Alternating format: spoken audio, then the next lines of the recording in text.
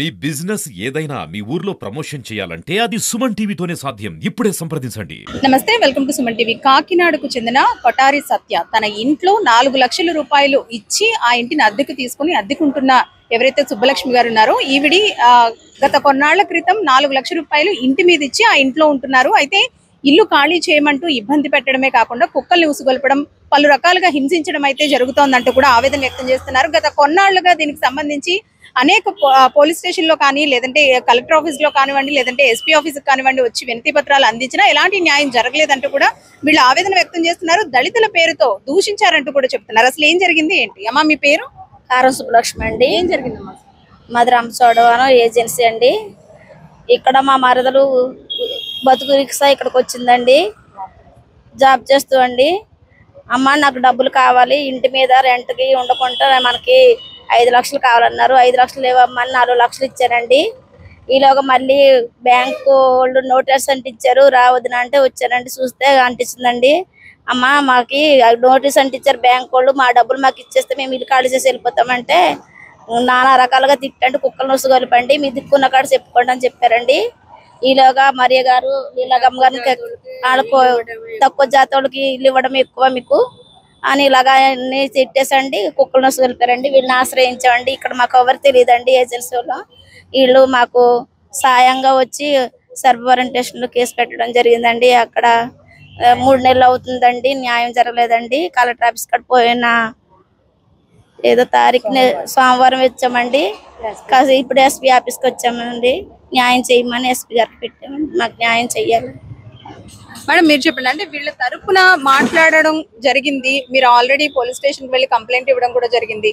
కులం పేరుతో దూషించడమే కాకుండా ఇంటి మీద ఇచ్చిన డబ్బులు కూడా తిరిగి ఇవ్వడానికి సుముఖత వ్యక్తం చేయట్లేదు. వాళ్ళు అసలు ఏం చెప్తారు? ఇవ్వట్లేదు అనేసి అంటే ఇప్పుడు ఆమె ఇల్లు కాదండి, వీళ్ళు ఎక్కడి నుంచి వచ్చారు. ఇప్పుడు మనం ఇక్కడ ఉంటే మనం వాళ్ళ ఇల్లు ఎవరిది ఏంటని మనకు అనుకుని అంట్లో దిగుతామండి. వీళ్ళు ఎక్కడి నుంచి వచ్చి బతుదేరిని వచ్చి వీళ్ళు ఇక్కడ ఏదో జాబ్ చేసుకుంటున్నారు. వీళ్ళ మరదలు గారు, ఇలా తమ్ముడు గారుని జాబ్ చేసుకుని ఉంటుంటే వాళ్ళు ఏం చేశారంటే కట్టారి అనే వ్యక్తి మా ఇల్లే, మా ఇంట్లో రెంట్కుండండి అని చెప్పేసి రెంట్కి ఇచ్చి ఇంటికి డబ్బులు అద్దె లేకుండా 4 లక్షలు తీసుకోవడం అయితే జరిగిందంటండి. జరిగిన తర్వాత ఈ కొటారి అన్న వ్యక్తి అసలు ఆ ఇల్లు ఆకుల దుర్గన్న ఆవిడదండి, ఆకుల దుర్గన్న ఆవిడదంట ఇల్లు. అయితే ఈవిడ కటారి అన్న వ్యక్తి ఆకుల దుర్గ ఆవిడ పెంచుకున్న కూతురు అంటండి. ఎవరు లేరు, అనాథ అని చెప్పి చిన్నప్పుడే తెచ్చుకొని పెంచుకుందంట. సో దానివల్ల ఏంటంటే ఆకుల దుర్గ గారు అసలైన కూతురు మనవరాలు హైదరాబాద్ లో ఉన్నారండి. అయితే ఇదంతా మాకు తెలిసింది, తర్వాత తెలిసింది మాకు. అయితే వాళ్ళకి ఏ ప్రాపర్టీ విషయంలో గొడవలు ఉండొచ్చండి.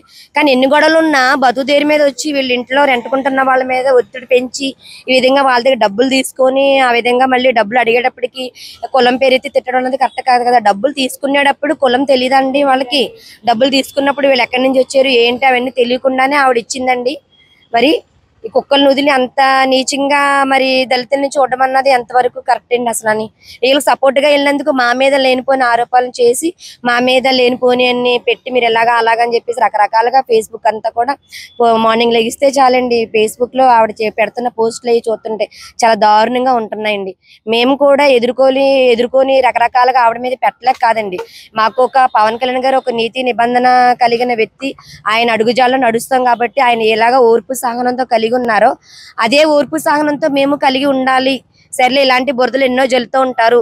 పవన్ కళ్యాణ్ గారు అనే వ్యక్తికి రకరకాలుగా జరిగినాయి, మనమెంత అందులోని అని చెప్పేసి అన్న విధం మీద చాలా వరకు మేము తగ్గించుకొని ఉంటున్నామండి. మేడం, ఏముందండి, ఇప్పుడు ఏర మహిళలుగా మేము వెళ్ళి సపోర్ట్ చేసినందుకు మా మీద లేనిపోయిన రూములు అన్నీ వస్తున్నాయండి. మేము ఏంటి కబ్జా మనుషులు అంటున్నారు, దొంగతనం మనుషులు అంటున్నారు. ఏంటి అవి ప్రూఫ్ ఏంటి? నిజంగా మాకు నిరూపించాలా. నిరూపించకపోతే మేము అయితే ఊరుకోమని చెప్తున్నామండి. మేము దళితులు అందరూ ఊరుకోమండి. అది నిజం ఏంటన్నది ప్రూఫ్ కావాలి మాకు. ఏంటి ఒక్క సపోర్ట్ వెళ్ళినందుకు, మాట సాయం వెళ్ళినందుకు, దళితులుగా మేము సపోర్ట్ వెళ్ళిన పాపానికి మా మీద రూమాలు తీసుకొస్తారా? మా మీద లేనిపోని అన్ని పెడతారా? అసలు వెనకాల నుండి ఎవరు నడిపిస్తున్నారు ఏంటి అవన్నీ మాకు కావాలి సార్. మేము మీడియా ముందు పెట్టుకుంటున్నాం. ఇవన్నీ మీడియాలో మాకు సపోర్ట్ చేస్తారని ఏంటి మేము ఆశపడుతున్నాం అంతే. రైట్, చూసారు కదండి. మొత్తానికి తన ఇల్లు కాకపోయినా 4 లక్షల రూపాయలు తీసుకొని ఇంటిని అద్దెకిచ్చిందని, తిరిగి ఖాళీ చేయమంటూ కులం పేరుతో దూషిస్తుందంటూ కూడా ఈవిడ ఆవేదన వ్యక్తం చేస్తున్నారు.